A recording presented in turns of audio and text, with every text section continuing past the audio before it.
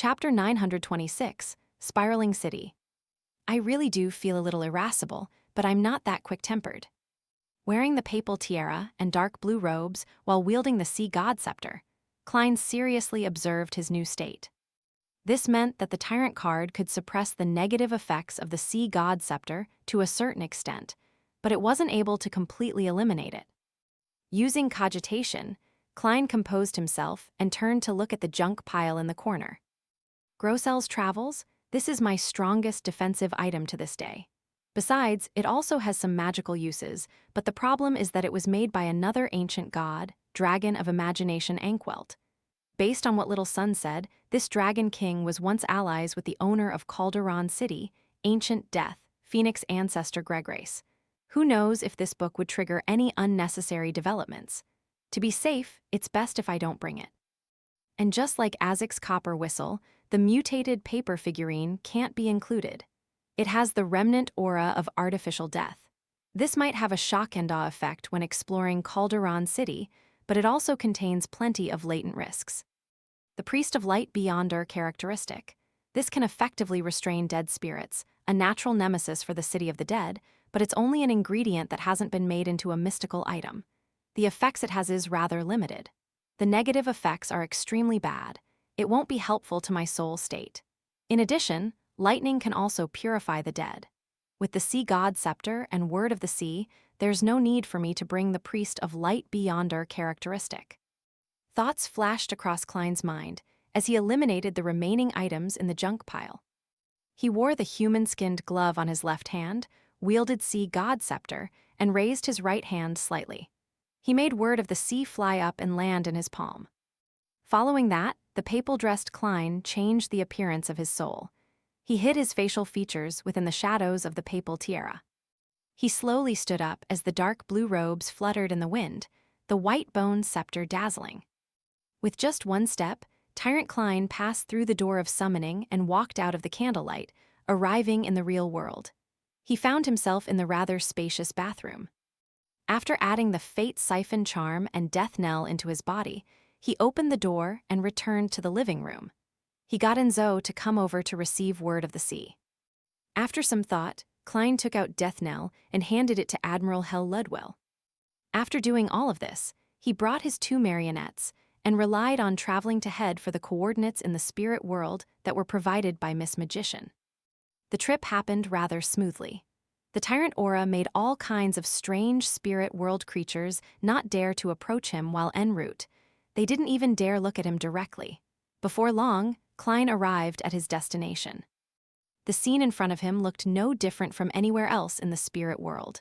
The saturated colors were overlapped, and there was some thin fog emanating everywhere. Elsewhere, in the depths, pairs of eyes moved away one after another. The papal robe's cape fluttered gently in the wind, as Klein did a rough scan before getting Enzo and Ludwell to enter a blob of fog that appeared very thin and normal. Suddenly, his field of vision widened with the help of his two marionettes. A grand city that was of legendary proportions appeared in his eyes. This city was abnormal. It didn't develop in a vertical manner, but instead spiraled deep into the ground. It gave one the feeling of an inverted mausoleum. Its buildings had a myriad of styles, but they were equally strange. Some of them had towering pale white rock columns with a huge single house carved out at the top. Some were long and squarish, with the doors placed at the ceiling with no windows in sight. Some were built in the ground, a tombstone erected at their entrances. Some were built with white bones, messy and scattered. The closer it was to the bottom of the pit, the more completely preserved the buildings were. The closer they were to the top, the more collapsed areas there were, ones filled with the dilapidation and rot that time brought. Klein made his two marionettes stop. Despite standing at the edge of the city and overlooking everything, he was unable to identify what was at the bottom of the building. Deep darkness enveloped the area as though no light had been shown inside for thousands and thousands of years. After a brief observation, Enzo lowered his head and chanted using ancient Hermes. The fool that doesn't belong to this era. The mysterious ruler above the gray fog. The king of yellow and black who wields good luck. Just as he finished the statement, Klein, who was still situated outside Calderon City, heard stacked illusory pleas. He also recognized it to be from a man with a deliberately hoarse voice. It's the marionette's prayer from before. Klein heaved a sigh of relief as he silently muttered, "This means that Calderon City doesn't screen out the gray fog. At the very least, the outer periphery doesn't. I can enter." Although he said that to himself, he was in no way in a hurry. He subsequently controlled Ludwell to raise his left palm and spread it open. Illusory light was suddenly emitted. Following that, with a point as its origin, the area imploded, forming a pair of double bronze doors. This door was slightly blurry and extremely incorporeal. The surface was covered with countless mysterious patterns that gave one the feeling of indescribable heaviness and silence. With a creak, the mysterious bronze door shifted backward and cracked open a little. Through this crack, Klein saw the deepest and heaviest darkness. Amidst the darkness, pale white colors stirred, swirling up at times and descending at other times. It was like a river that was gushing through a night devoid of light. On its two sides, pale white stone columns appeared, looking extremely identical to Calderon City's interior, but in a more exaggerated manner. At this moment, pairs of transparent eyes and indescribable faces suddenly appeared. They filled the illusory bronze door's crack, eagerly trying to pass through. Klein's eyes felt a slight stabbing pain as he immediately made Ludwell clench his left palm. Thud! The illusory door, covered in mysterious patterns, was pushed by an invisible force as it closed, disappearing from Enzo's sight. This mysterious door that separates life from death and leads to the underworld has apparently changed its course. It's no longer the underworld behind the door, but the core region of Calderon City, the deepest point at the bottom of the pit. Wearing the papal tiara while wielding the sea god scepter, Klein nodded in thought. This way, many of the powers of the death domain was remade in Calderon City, causing an anomaly. With this knowledge in mind, Klein once again got Ludwell to raise his left arm. The left part of this marionette's body rapidly turned illusory as dark green specks appeared, as though he had turned into a wraith or specter. His arm began to stop abiding by the laws of reality as it suddenly extended into the distance. The center of its palm was abnormally white with an illusory face protruding from it. The face had its mouth half open as its tongue was sharp like a snake S. It was covered in white fur. In a completely surreal manner, the tongue flicked out far into the distance. It was as though it could drill directly into a human's body and absorb one's soul. Indeed, the death envoy powers Ludwell gets from the underworld creature inside his body has mutated. Not only has it been enhanced, but it has also gone from remotely extracting spirit bodies to directly consuming them.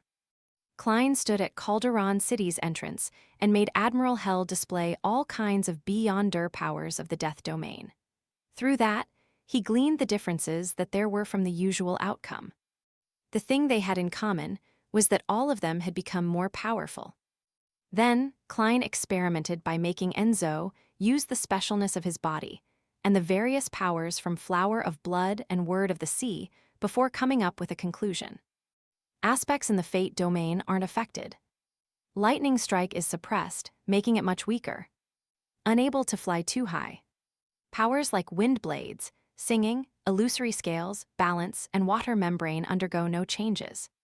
With the end of these experiments, Klein made Enzo and Ludwell walk down the pale white stairs, clinging closely to the periphery of Calderon City. The buildings there had already completely collapsed. As the 200-meter threshold approached, Klein raised his right hand and pressed down on his face that hid in the shadows of the papal tiara. Then, wielding the sea god scepter, he stepped into the thin fog. His mind instantly felt a little groggy as the scene before him changed. He had already entered the city of the dead, Calderon City. Enduring the irascible feelings within him, Klein made his left glove turn dark.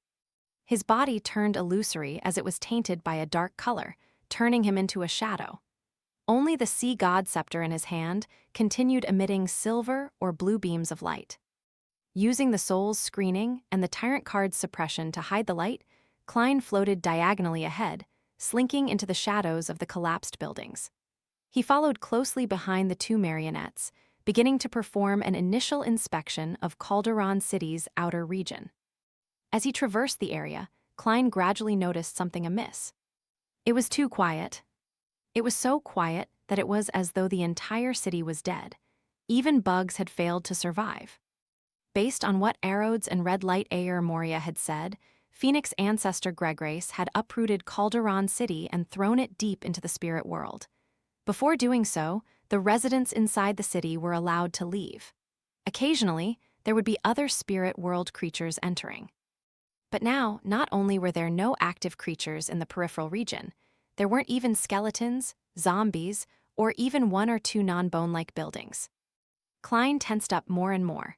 With Enzo's and Ludwell's vision, he carefully observed his surroundings. During this process, his gaze swept across a broken pale white column. The ancient but damaged building at the top had a disc burnished from gold inside. The disc's smooth surface reflected a figure, but it was Enzo, but Klein in his papal tiara and dark blue robe. This Klein had a gloomy demeanor. His face was pale, and his eyes were listless as though he had long been dead.